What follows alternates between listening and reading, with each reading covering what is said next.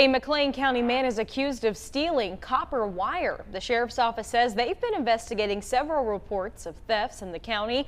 Late last night, a volunteer surveillance team set up to observe and report any suspicious activity outside of a building. Well, around 11 p.m., volunteers notified deputies of a suspicious person. Wayne Finley is charged with theft by unlawful taking and criminal mischief.